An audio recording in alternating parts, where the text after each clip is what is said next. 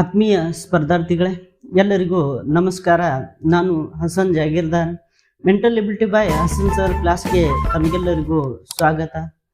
ಇವತ್ತು ದಿನಾಂಕ 23/1/2024 ಈ ನಡೆದಂತಹ ಸಿವಿಲ್ PSI ಪರೀಕ್ಷೆಯ ಮಾನಸಿಕ ಸಾಮರ್ಥ್ಯದ ಒಂದು ಪ್ರಶ್ನೆಗಳನ್ನ ಈ ಒಂದು ವಿಡಿಯೋದಲ್ಲಿ ನಾವು ಡಿಸ್ಕಷನ್ ಅನ್ನ ಮಾಡೋಣ.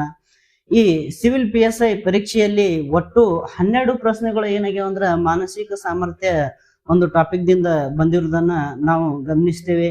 ಈ 12 ಪ್ರಶ್ನೆಗಳಲ್ಲಿ 1ರಿಂದ 2 ಪ್ರಶ್ನೆಗಳು ಅಷ್ಟೇ ಏನಾಗ್ಯಾವ ಅಂದ್ರೆ ಸ್ವಲ್ಪ ಟೈಮ್ ಟೇಕಿಂಗ್ ಅದಾವ.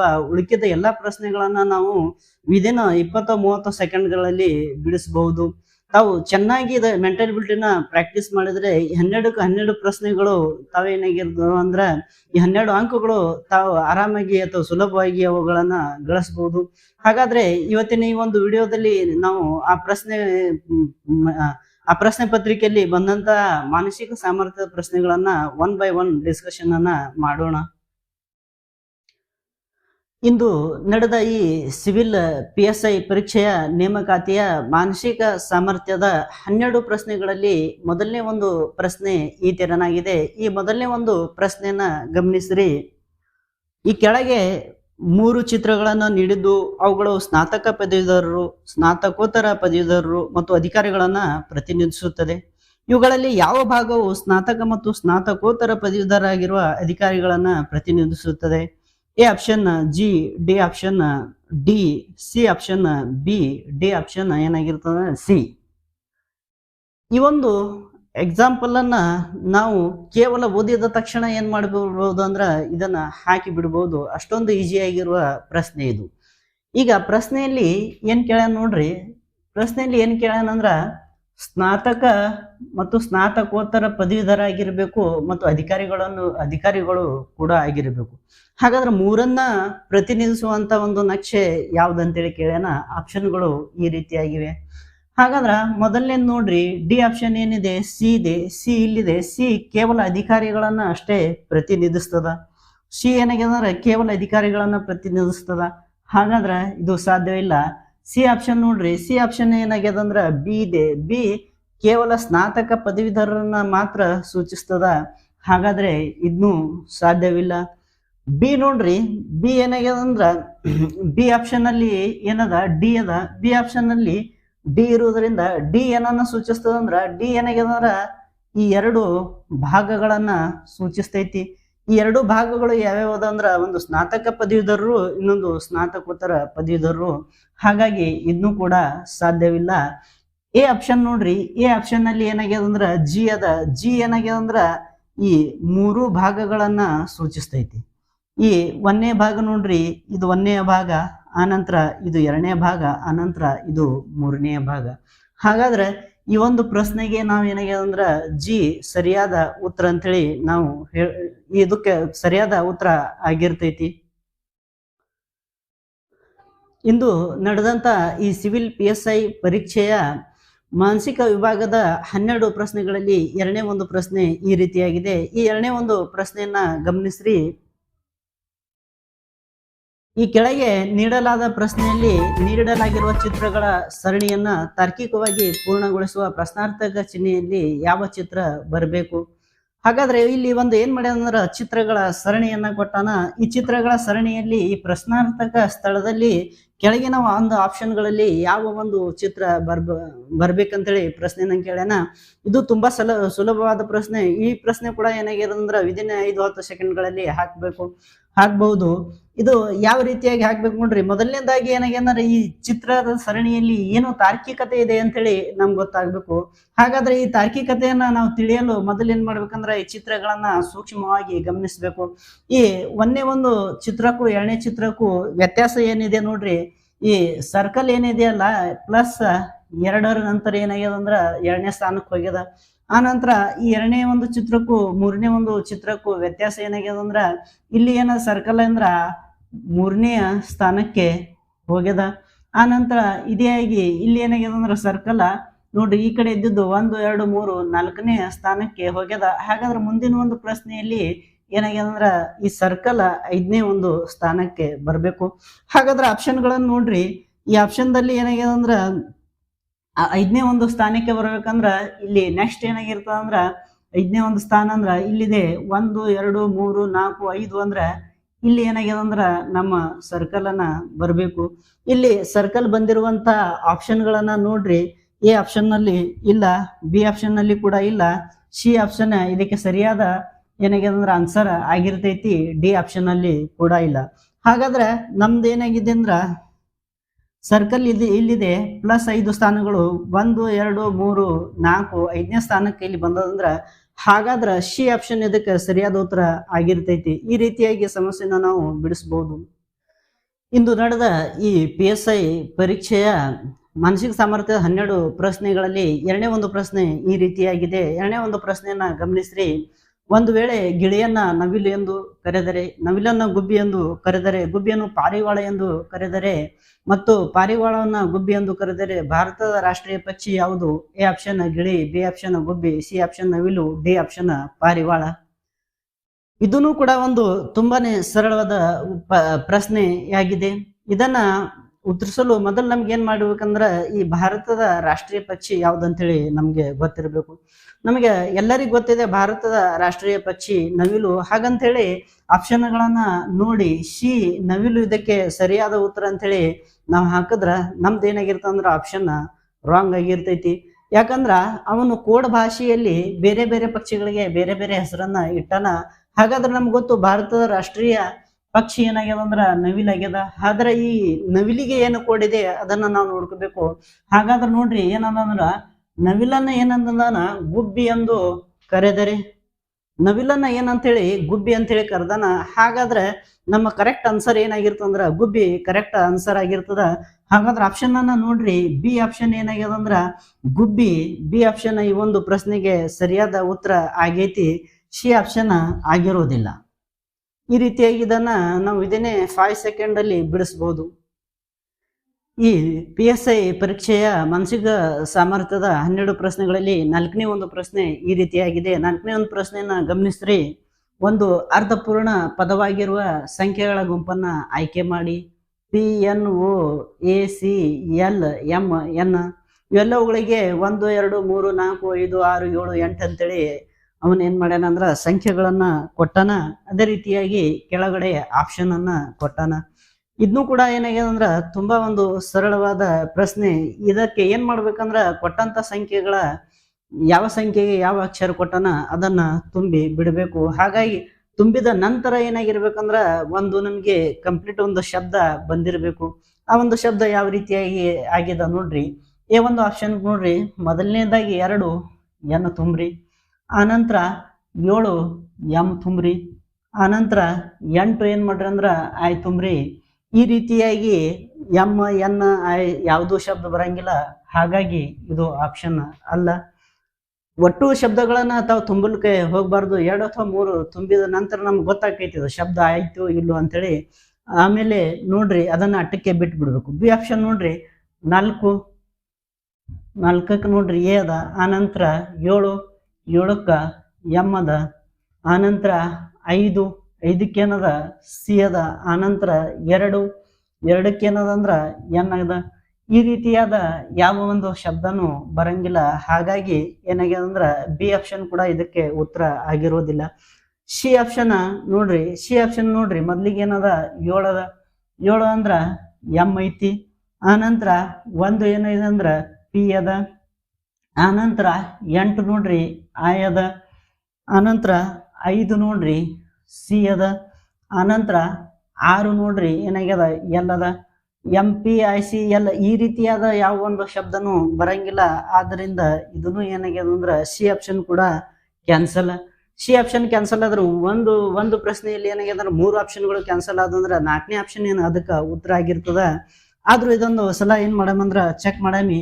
ಡಿ ನೋಡ್ರಿ, ಮೊದ್ಲಿಗೆ ಏನದ ಸಿ, ಆನಂತರ 3 ಓ, ಆನಂತರ 7 ಎಂ, ಆನಂತರ 1 ಪಿ, ಆನಂತರ 6 ಎಲ್, ಆನಂತರ 4 ಎ, ಆನಂತರ 8 ಐ, ಆನಂತರ 2 ಎನ್. ಹಾಗಾಗಿ ಇದು ನೋಡ್ರಿ ಕಾಂಪ್ಲೈನ್ ಅಂತೇಳಿ ಒಂದು ಪೂರ್ಣ ಶಬ್ದ ಇತ್ತು. ಕಾಂಪ್ಲೇನ್ ಅಂತೇಳಿ ಒಂದು ಪೂರ್ಣ ಶಬ್ದ ಆದ್ರೆ ಕಾಂಪ್ಲೇನ್ಗೆ ಏನದ ಒಂದು ಅರ್ಥ ಐತಿ, ಉಳಿದ 3 ಶಬ್ದಗಳಿಗೂ ಏನು ಅರ್ಥ ಇಲ್ಲ. ಹಾಗಾಗಿ ಈ ಒಂದು ಪ್ರಶ್ನೆಗೆ ಡಿ ಉತ್ತರ ಸರಿಯಾದ ಉತ್ತರ ಆಗಿರ್ತೈತಿ.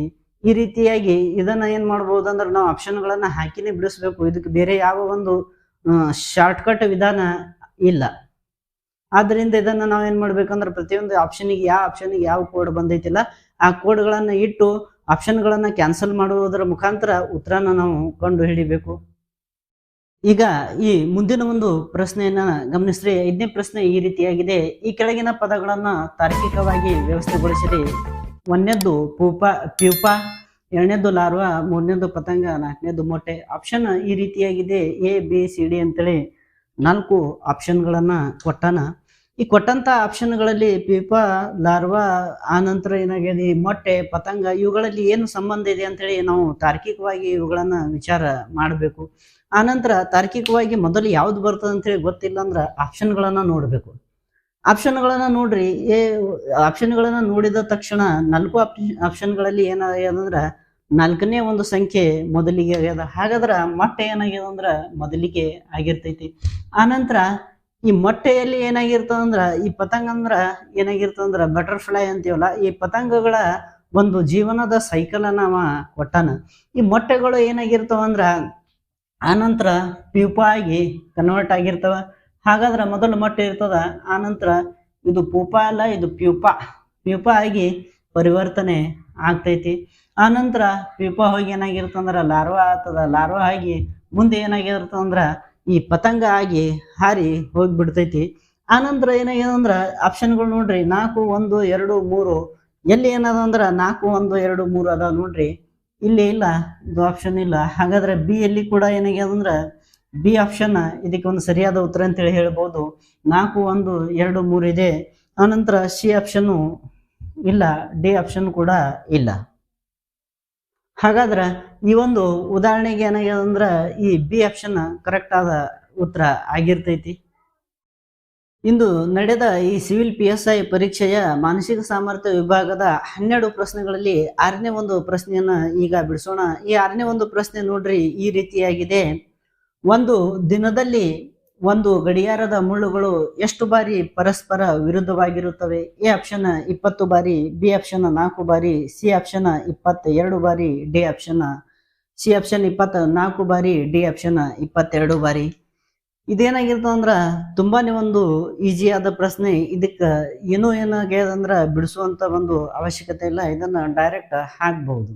ಏನಾಗಿರ್ತದಂದ್ರ ಒಂದು ದಿನದಲ್ಲಿ ಏನಾಗಿರ್ತದಂದ್ರ ಒಂದು ದಿನದಲ್ಲಿ 24 ಗಂಟೆಗಳು ಇರ್ತಾವ. 24 ಗಂಟೆಗಳು ಇದ್ರ ಒಂದು ಗಡಿಯಾರದಲ್ಲಿ ಏನಾಗಿರ್ತದಂದ್ರ 24 ಸಲ ಏನಾಗಿರ್ತದ ಲಂಬಕೋನಗಳು ಉಂಟಾಗ್ಬೇಕು. ಹಾಗಾದ್ರೆ 24 ಸಲ ಲಂಬಕೋನಗಳು ಉಂಟಾಗ್ಬೇಕಂತ ಹೇಳಿ ನಾವು ಸಿ ಆಪ್ಷನ್ 24 ಹಾಕಿದ್ರ ನಮ್ಮ ಆನ್ಸರ್ ಏನಾಗಿರ್ತದಂದ್ರ ತಪ್ಪಾಗಿರ್ತದ. ಯಾಕೆ ತಪ್ಪಾಗಿರ್ತದಂದ್ರ ಈ ಗಡಿಯಾರದ ಮುಳ್ಳು ಏನಾಗಿರ್ತದಂದ್ರ ಎಕ್ಸಾಕ್ಟ್ ಆಗಿ ಅಪೋಸಿಟ್ ಏನಾಗಿರ್ತದಂದ್ರ 6 ಗಂಟೆಯ ಸಮಯದಲ್ಲಿ ಈ 6 ಗಂಟೆಯ ಸಮಯದಲ್ಲಿ ಏನಾಗಿರ್ತದಂದ್ರ ಎಕ್ಸಾಕ್ಟ್ ಅಪೋಸಿಟ್ ಆಗಿ ಈ ಗಂಟೆಯ ಮುಳ್ಳು ಇರ್ತೈತಿ. ಅದೇ ರೀತಿಯಾಗಿ 5 ಮತ್ತು 7, 6 ಮತ್ತು 5ರ ಮಧ್ಯದಲ್ಲಿ ಕೂಡ ಏನಾಗಂಗಿಲ್ಲ ಅಂದ್ರ ಲಂಬಕೋನ ಉಂಟಾಗಂಗಿಲ್ಲ. ಆ ನಂತರ 180 ಪರಸ್ಪರ ವಿರುದ್ಧವಾಗಿರೋದಿಲ್ಲ. ಆ ನಂತರ 6 ಮತ್ತು 7ರ ನಡುವೆ ಕೂಡ ಏನಾಗಿರಂದ್ರ ಪರಸ್ಪರ ವಿರುದ್ಧವಾಗಿಲ್ಲ. ಹಾಗಾಗಿ 7, 6 ಮತ್ತು 5ರ ಮಧ್ಯದಲ್ಲಿ ಕೇವಲ ಒಂದೇ ಒಂದು ಸಲ ಏನಾಗಿರ್ತದಂದ್ರ ಅಲ್ಲಿ ಪರಸ್ಪರ ವಿರುದ್ಧವಾಗಿರ್ತದ. ಆದ್ದರಿಂದ ಈ ಒಂದು ಏನಾಗಿರ್ತದಂದ್ರ 20 ಹಾಗಾದ್ರ 12 ಗಂಟೆಗಳಲ್ಲಿ ಇದು ಎಷ್ಟು ಬಾರಿ ಏನಾಗಿರ್ತದಂದ್ರ ವಿರುದ್ಧ ಆಗಿರ್ತದ. 12 ಗಂಟೆಗಳಲ್ಲಿ 12 ಬಾರಿ ಏನಾಗಿರ್ಬೇಕು ವಿರುದ್ಧ ಆಗಿರ್ಬೇಕು. ಆದ್ರೆ ಈ 2 ಸಂಖ್ಯೆಗಳ ನಡುಬರ್ಕ ಕೇವಲ ಒಂದು ಸಲ ವಿರುದ್ಧ ಆಗಿರೋದ್ರಿಂದ ನಾವಿಲ್ಲಿ ಒಂದನ್ನ ಮೈನಸ್ ಮಾಡಿದ್ರ 11 ಬಾರಿ ಏನಾಗಿರ್ತದಂದ್ರ ಪರಸ್ಪರ 12 ಗಂಟೆಗಳಲ್ಲಿ 11 ಬಾರಿ ಏನಾಗ್ಯದಂದ್ರ ಪರಸ್ಪರ ಈ ವಿರುದ್ಧವಾಗಿರ್ತದ. ಹಾಗಾದ್ರೆ 12 ಗಂಟೆಗಳಲ್ಲಿ 11 ಬಾರಿ ವಿರುದ್ಧ ಆಗಿದ್ರ ಒಂದು ದಿನದಲ್ಲಿ ಎಷ್ಟಾಗಿರ್ತಂದ್ರ 24 ಗಂಟೆಗಳಿರ್ತಾವ. ಒಂದು ದಿನದಲ್ಲಿ 24 ಗಂಟೆಗಳಿದ್ರ 24 ಇದ್ರ 11 ಇಂಟು 2 ಏನಾಗಿರ್ತಂದ್ರ 22 ಬಾರಿ ಏನಾಗಿರ್ತಂದ್ರ ಪರಸ್ಪರ ಈ ಮುಳ್ಳುಗಳು ಏನಾಗಿರ್ತಾವ ಅಂದ್ರ ವಿರುದ್ಧ ದಿಕ್ಕಿನಲ್ಲಿ ಇರ್ತಾವ. ಹಾಗಾದ್ರೆ ಆಪ್ಷನ್ ಅನ್ನ ನೋಡ್ರಿ, ಡಿ ಆಪ್ಷನ್ ಏನಾಗ್ಯದಂದ್ರ ಇದಕ್ಕ ಸರಿಯಾದ ಉತ್ತರ ಆಗಿರ್ತೈತಿ. ಈಗ ಈ PSI ಪರೀಕ್ಷೆಯ 12 ಮೆಂಟಲ್ ಎಬಿಲಿಟಿ ಪ್ರಶ್ನೆಗಳಲ್ಲಿ 7ನೇ ಒಂದು ಪ್ರಶ್ನೆನ ಬಿಡಿಸೋಣ. 7ನೇ ಒಂದು ಪ್ರಶ್ನೆ ಗಮನಿಸ್ರಿ. ಉಮಾ ಸಭೆಯ ಸ್ಥಳಕ್ಕೆ 30 ನಿಮಿಷ ಮುಂಚಿತವಾಗಿ ಬಂದಳು. ಅರವಿಂದ್ ಸಭೆಗೆ 45 ನಿಮಿಷ ತಡವಾಗಿ ಬಂದನು. ಸಭೆಯು ಅರವಿಂದ್ ತಲುಪಿದ 30 ನಿಮಿಷಗಳ ನಂತರ ಅಂದ್ರೆ 11 ಗಂಟೆಗೆ ಮುಗಿಯಿತು. ಹಾಗಾದ್ರೆ ಉಮಾ ಸಭೆಗೆ ಎಷ್ಟು ಗಂಟೆಗೆ ಬಂದಳು? ಈ ಒಂದು ಪ್ರಶ್ನೆ ಯಾವ ರೀತಿಯಾಗಿ ಬಿಡಿಸ್ಬೇಕು ನೋಡ್ರಿ. ಏನಾಗ್ಯದಂದ್ರ ಉಮಾ ಒಂದು ಸಭೆಗೆ ಏನ್ ಮಾಡ್ಯಾಳ ಅಂದ್ರ 30 ನಿಮಿಷ ಲೇಟ್ ಮಾಡಿ ಬಂದಾಳ. ಆ ನಂತರ ಅರವಿಂದ್ ಏನ್ ಮಾಡ್ಯಾನ ಅಂದ್ರ ಉಮಾ 30 ನಿಮಿಷ ಬೇಗ ಬಂದಾಳ. ಅರವಿಂದ್ ಏನ್ ಮಾಡ್ಯಾನಂದ್ರ 45 ನಿಮಿಷ ತಡವಾಗಿ ಬಂದಾಳ. ಇವಳು ಬೇಗ ಬಂದಾಳ, ಇವನು ತಡವಾಗಿ ಬಂದಾನ. ಆ ನಂತರ ಇಬ್ಬರ ಏನಾಗ್ಯದಂದ್ರ ಸಮಯದ ವ್ಯತ್ಯಾಸ ಎಷ್ಟೈತಂದ್ರ 15 ನಿಮಿಷಗಳು ಇಬ್ಬರ ಸಮಯದ ವ್ಯತ್ಯಾಸ ಐತಿ. ಅರವಿಂದ 11 ಗಂಟೆಗೆ ಏನಾಗಿರ್ತಂದ್ರ ಫಂಕ್ಷನ್ ಮುಗೀತು. ಆದ್ರ ಅರವಿಂದ್ ಏನಾಗಿರ್ತಾನಂದ್ರ 30 ನಿಮಿಷ ಮುಂಚಿತವಾಗಿ ಬರ್ತಾನ. ಅಂದ್ರ ಅರವಿಂದ್ ಬಂದು ಕುಂತ 30 ನಿಮಿಷಗಳ ನಂತರ ಸಭೆ ಮುಗೀತದ. ಹಾಗಾದ್ರ 11 ಗಂಟೆಗೆ ಸಭೆ ಮುಗ್ದಾಗ್ರ 30 ನಿಮಿಷಗಳ ಮುಂಚಿತ ಅಂದ್ರ 10 ಗಂಟೆ 30 ನಿಮಿಷಕ್ಕೆ ಏನಾಗಿರ್ತಂದ್ರ ಅರವಿಂದ್ ಬಂದು ಸಭೆಯಲ್ಲಿ ಕುಂತಿರ್ತಾನ. ಹಾಗಾದ್ರ ಅರವಿಂದ್ ಆಲ್ರೆಡಿ ಏನಾಗಿದಂದ್ರ 45 ನಿಮಿಷ ಲೇಟ್ ಮಾಡಿ ಇರ್ತಾನ. 45 ನಿಮಿಷ ಏನಾಗಿರ್ತಾನಂದ್ರ ಲೇಟ್ ಮಾಡಿರ್ತಾನ. ಹಾಗಾದ್ರ 9 ಗಂಟೆ 15 ನಿಮಿಷಕ್ಕೆ ಏನಾಗಿರ್ತಂದ್ರ ಸಭೆ ಸ್ಟಾರ್ಟ್ ಆಗಿರ್ತದ. 9 ಗಂಟೆ 15 ನಿಮಿಷಕ್ಕೆ ಸಭೆ ಸ್ಟಾರ್ಟ್ ಆದ್ರ ಈ ಇಬ್ಬರ ಟೈಮ್ ಡಿಫ್ರೆನ್ಸ್ ಎಷ್ಟೈತಿ ಅಂದ್ರ 15 ನಿಮಿಷಗಳೈತಿ. ಹಾಗಾದ್ರೆ ಇದರಲ್ಲಿ ಮತ್ತೆ ಏನ್ ಮಾಡ್ರಿ ಅಂದ್ರ ಈ 15 ನಿಮಿಷಗಳನ್ನ ಕಳೆದ್ರ 9 ಗಂಟೆಗೆ ಏನಾಗಿರ್ತಾಳಂದ್ರ ಉಮಾ ಬಂದಿರ್ತಾಳ. ಹಾಗಾದ್ರೆ ಈ ಒಂದು ಆಪ್ಷನ್ ಅನ್ನ ನೋಡ್ರಿ. ಈ ಆಪ್ಷನ್ ಈ ಒಂದು ಪ್ರಶ್ನೆಗೆ ಸರಿಯಾದ ಉತ್ತರ ಅಂತೇಳಿ ನಾವು ಇಲ್ಲಿ ಹೇಳಬಹುದು. ಈಗ ಈ ಮುಂದಿನ ಒಂದು ಪ್ರಶ್ನೆಯನ್ನು ಬಿಡಿಸೋಣ. ಮುಂದಿನ ಒಂದು ಪ್ರಶ್ನೆಯನ್ನು ಗಮನಿಸಿರಿ. 3 ಸಹೋದರಿಯರು ಸರಾಸರಿ ವಯಸ್ಸು 20 ಆಗಿದೆ ಮತ್ತು ಅವರ ವಯಸ್ಸು 3:5:7 ಅನುಪಾತದಲ್ಲಿದೆ. ಹಾಗಾದ್ರೆ ಅತ್ಯಂತ ಕಿರಿಯ ಸಹೋದರಿ ವಯಸ್ಸು ಎಷ್ಟು? ಎ ಆಪ್ಷನ್ 20 ವರ್ಷ, ಬಿ ಆಪ್ಷನ್ 28 ವರ್ಷ, ಸಿ ಆಪ್ಷನ್ 25 ವರ್ಷ, ಡಿ ಆಪ್ಷನ್ 12 ವರ್ಷ. ಈ ಒಂದು ಉದಾಹರಣೆಯನ್ನ ನಾವು ತುಂಬಾ ಸರಳ ರೀತಿಯಿಂದ ಇದನ್ನ ಬಿಡಿಸ್ಬೋದು. ಹಾಗಾದ್ರ ಅವರ ವಯಸ್ಸಿನ ಅನುಪಾತ ನೋಡ್ರಿ ಎಷ್ಟೈತಿ ಅಂದ್ರ 3:5:7 ಐತಿ. ಹಾಗಾದ್ರ ಈ ಅನುಪಾತದ ನಡುವಿನ ಏನದ ವ್ಯತ್ಯಾಸ ನೋಡ್ರಿ, 3 ಮತ್ತು 5ರ ನಡುವೆ 2 ವ್ಯತ್ಯಾಸ ಐತಿ, 5 ಮತ್ತು 7ರ ನಡುವೆ 2 ವ್ಯತ್ಯಾಸ ಐತಿ.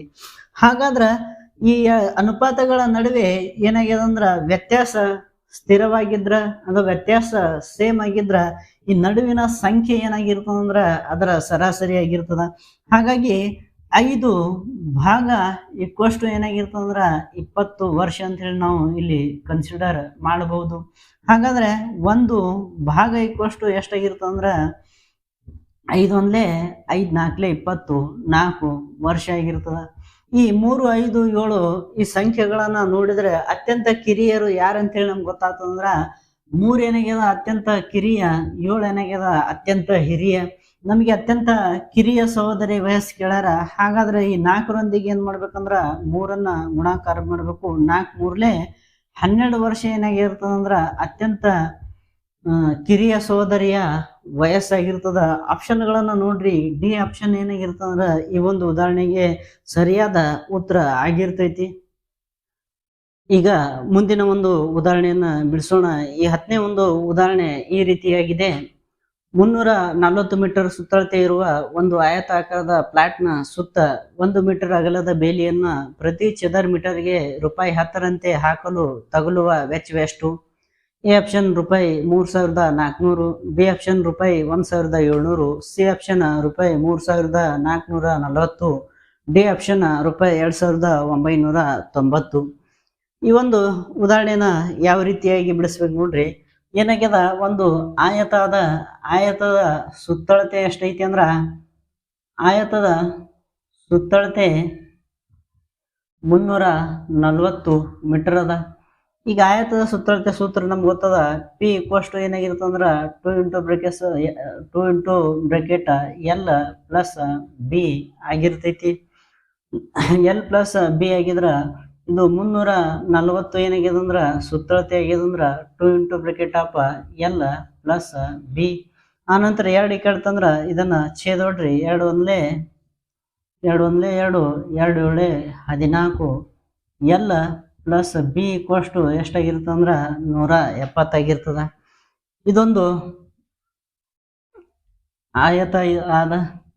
ಈ ಆಯತದ ಇದು ಲೆಂತ್, ಇದು ಬ್ರೆಡ್ತ್ ಅಂತ ಹೇಳಿ ತಿಳ್ಕೊಂಡಿವಿ ಅಂದ್ರ ಈ ಆಯತದ ಸುತ್ತಲೂ ಏನ್ ಮಾಡ್ಬೇಕಂದ್ರ 1 ಮೀಟರ್ ಬೇಲಿಯನ್ನ ಹಾಕ್ಬೇಕಾಗ್ಯದ. ಈ 1 ಮೀಟರ್ ಬೇಲಿ ಹಾಕ್ಬೇಕಂದ್ರ ಸುತ್ತಲೂ ಲೆಂತ್ ಕೂಡ ಏನಾಗಿರ್ತದ 1 ಮೀಟರ್ ಹೆಚ್ಚಿಗೆ ಆಗಿರ್ತದ. ಬ್ರೆಡ್ತ್ ಕೂಡ ಏನಾಗ್ಯದಂದ್ರ 1 ಮೀಟರ್ ಹೆಚ್ಚಿಗೆ ಆಗಿರ್ತದ. ಲೆಂತ್ ಮತ್ತು ಬ್ರೆಡ್ತ್ 1 ಮೀಟರ್ ಹೆಚ್ಚಿಗೆ ಆದ್ರ ಹೊಸ ಆಯತದ ಸುತ್ತಳತೆ, ಈ ಹೊಸ ಆಯತದ ಸುತ್ತಳತೆ ಎಷ್ಟಾಗಿರ್ತದ ನೋಡ್ರಿ. ಈ ಹೊಸ ಆಯತದ ಸುತ್ತಳತೆ ಎಷ್ಟಾಗಿರ್ತದ ಅಂದ್ರ 2 ಇಂಟು ಬ್ರಾಕೆಟ್ ಆಫ್ ಈ ಎಲ್ ಇದ್ದಲ್ಲಿ 1 ಮೀಟರ್ ಹೆಚ್ಚಾಗಿರ್ತದ. ಆನಂತರ ಪ್ಲಸ್ ಮತ್ತು ಬ್ರೆಡ್ತ್ ಅಲ್ಲಿ ಕೂಡ ಏನಾಗಿರ್ತದ ಅಂದ್ರ 1 ಮೀಟರ್ ಹೆಚ್ಚಿಗೆ ಆಗಿರ್ತದ. ಹಾಗಾದ್ರೆ 2 into bracket of L plus B plus ಇದು 1 ಸೇರಿದ್ರೆ 2 ಆಯ್ತು. ಹಾಗಾದ್ರೆ 2 into bracket of L plus B ಯ ಬೆಲೆ ಎಷ್ಟದಂದ್ರ 170 ಅದ. 170 ಪ್ಲಸ್ 2. ಹಾಗಾದ್ರೆ 2 ಇಂಟು 172. ಅನಂತರ 2 ಎರಡ್ಲೆ 4, 2 ಏಳೆ 14, 2 ಒಂದೇ 2, 1 ಕೈಲ 3. ಹೊಸ ಆಯತದ ಸುತ್ತಳತೆ ಎಷ್ಟೈತಂದ್ರ 340 ಮೀಟರ್ ಐತು. ಹಾಗಾದ್ರೆ 10 ರೂಪಾಯಿಯಂತೆ ಏನಾಗಿರುತ್ತಂದ್ರ ಬೇಲಿ ಹಾಕಲು ಖರ್ಚು ಎಷ್ಟಾಗಿರ್ತದ ನೋಡ್ರಿ. ಈ 344 ಮೀಟರ್ ಇಂಟು 10 ರೂಪಾಯಿ ಮಾಡಿದ್ರೆ ಏನಾಗಿರ್ತದ 3440 ರೂಪಾಯಿ ಏನಾಗಿರ್ತಂದ್ರ ಆ ಬೇಲಿಯನ್ನು ಹಾಕಲು ಖರ್ಚು ಆಗಿರ್ತದ.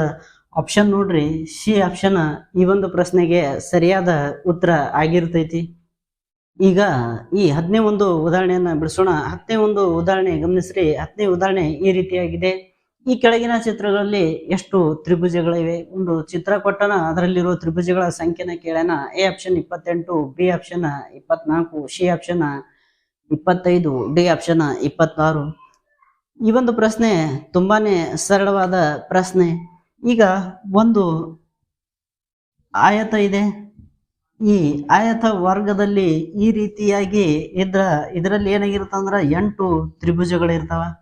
ಹಾಗಾದ್ರ ಈ ಒಂದು ಚಿತ್ರದಲ್ಲಿ ಇದರಲ್ಲಿ 8 ತ್ರಿಭುಜಗಳು, ಇದರಲ್ಲಿ 8 ತ್ರಿಭುಜಗಳು, ಇದರಲ್ಲಿ ಏನಾಗಿರ್ತಂದ್ರ 8 ತ್ರಿಭುಜಗಳು.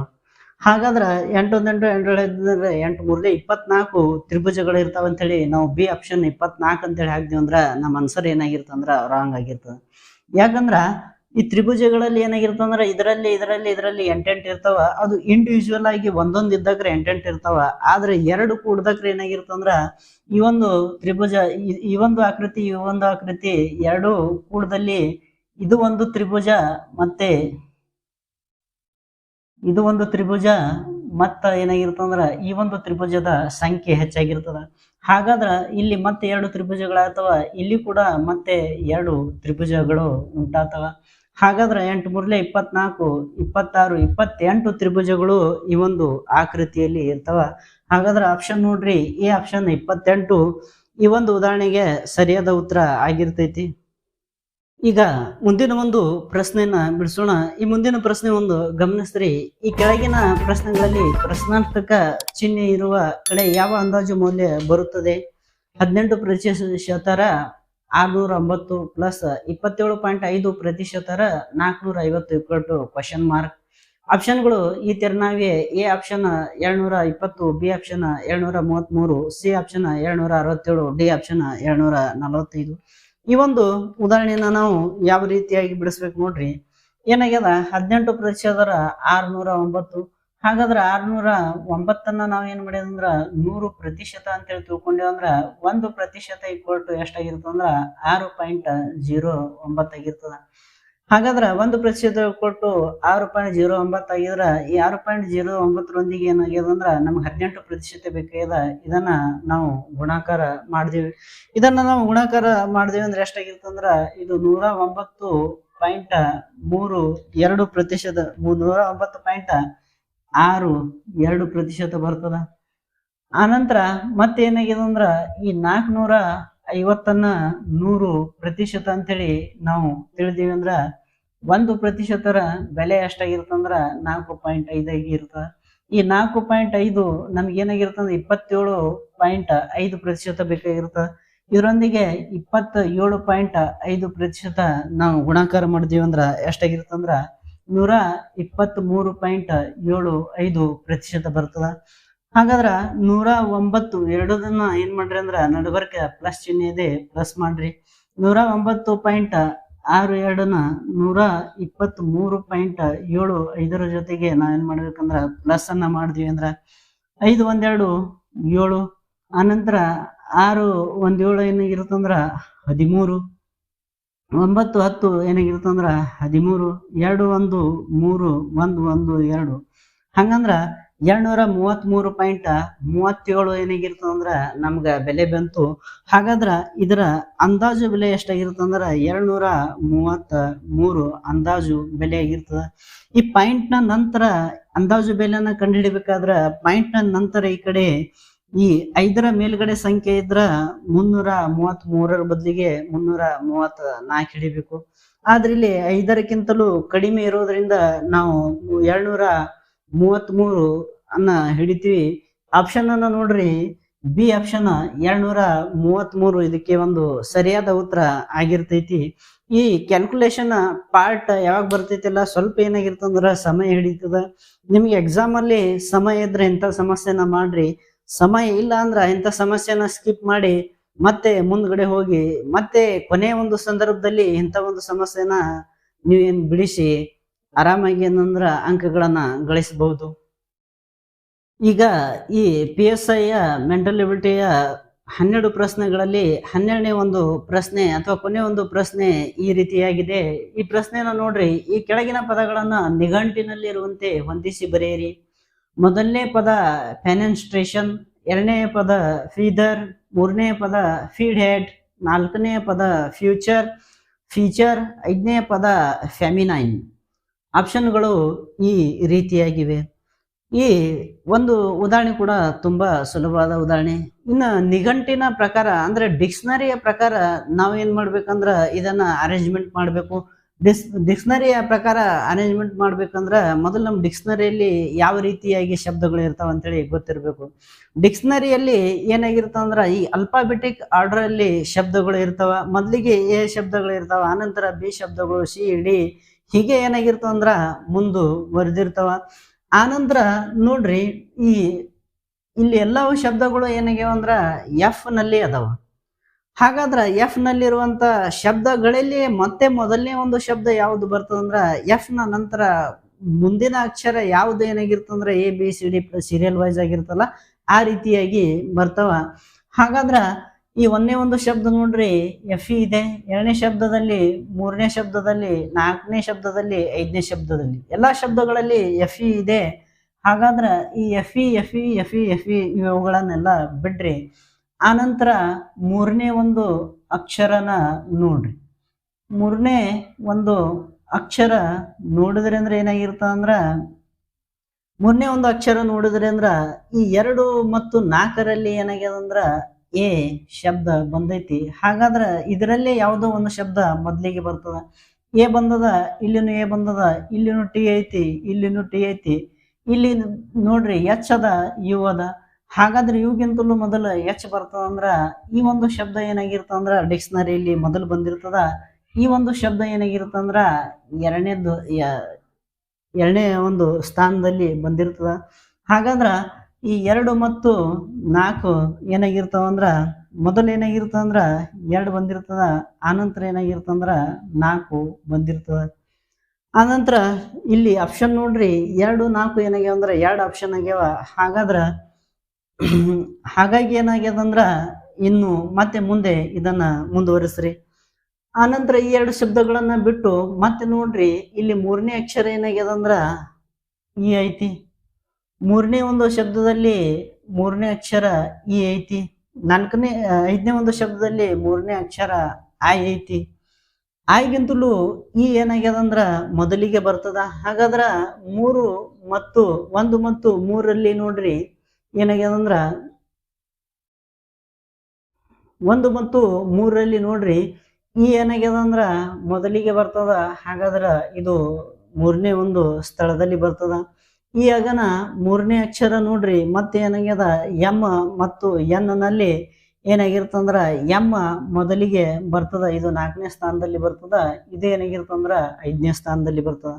ಹಾಗಾದ್ರ ಮೊದಲನೇ ಸ್ಥಾನದಲ್ಲಿ 2ನೇದು ಬತ್ತು, ಆನಂತರ 2ನೇ ಒಂದು ಸ್ಥಾನದಲ್ಲಿ 4ನೇದು ಬತ್ತು, 3ನೇ ಸ್ಥಾನದಲ್ಲಿ 3 ಬಂದಿರ್ತದ, 4ನೇ ಒಂದು ಸ್ಥಾನದಲ್ಲಿ 5 ಬಂದಿರ್ತದ, 5ನೇ ಒಂದು ಸ್ಥಾನದಲ್ಲಿ 1 ಬಂದಿರ್ತದ.